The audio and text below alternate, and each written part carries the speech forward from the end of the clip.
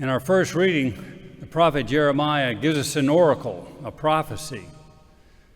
And it's a prophecy of a new covenant, different than the old covenants that they had. And the old covenants were written on stone, and the new covenant is going to be written in men's hearts.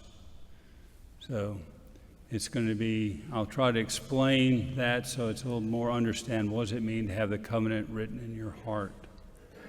Now, the old covenant, the covenant with Moses, was a covenant of condemnation.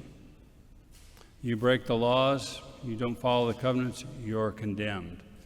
And many prophets were sent to try and urge people to follow the commandments, the covenant laws, but they didn't have the power to touch men's hearts. Okay? And so the covenant with Jesus, this new covenant that Jeremiah talks about, changes all of that. Okay? And the new covenant that Jeremiah talked about is a covenant of redemption. Okay? Unlike the old covenant. Instead of being on stone, it's a personal relationship with God. It's a relationship in our hearts is the new covenant. It's not one on stone, it's something in our hearts. It's this relationship we have with God, a love relationship. Okay, and so the difference is we follow Jesus because we love him, because we want to please him, because we want a personal relationship with him, because we want to imitate him.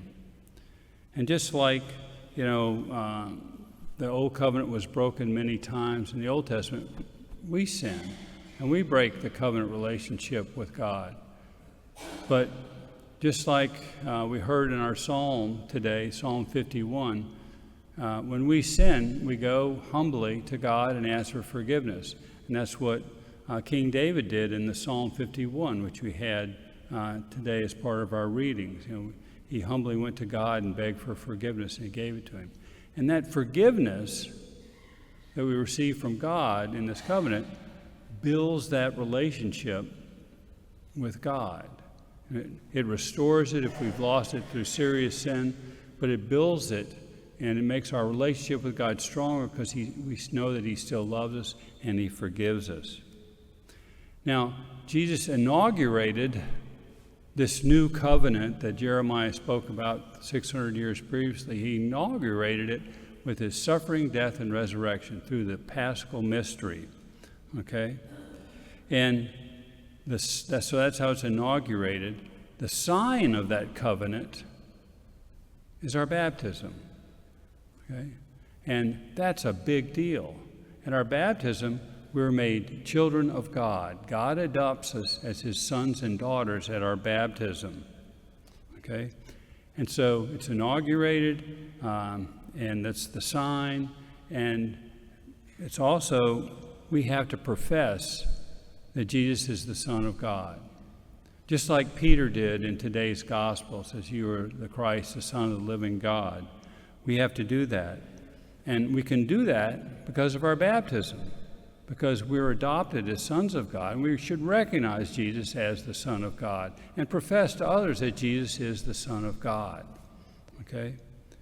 And so, because of all this, we're no longer defined by our sins as it was in the Old Testament, the covenants, by what we had done wrong. Now in the New Testament, this testament written in our hearts, we're defined as children of God, sons and daughters of God because of our baptism. Now at the end of the gospel, Jesus rebukes Peter. Peter didn't understand that Jesus had to suffer and die and didn't understand why. Okay? And God's ways are different than our ways. They're mysterious. And when you think about the Old Testament covenants that were made, they're all established through some sort of animal sacrifice. And all those sacrifices foreshadowed the ultimate sacrifice, where Jesus gives his entire self, everything he has to save us and to redeem us, to save us from sin, to establish this new covenant. And we realize, and we think about it, how much Jesus gave because he loved us. Again, that helps that relationship, that personal relationship we have with him, because we see how much he loved us. And we say, gosh, we need to love in return. And so our task as baptized Christians is to develop this relationship with God through our whole life, this personal relationship with Jesus. And it's a love relationship, and that love relationship is the new law that's written in our hearts.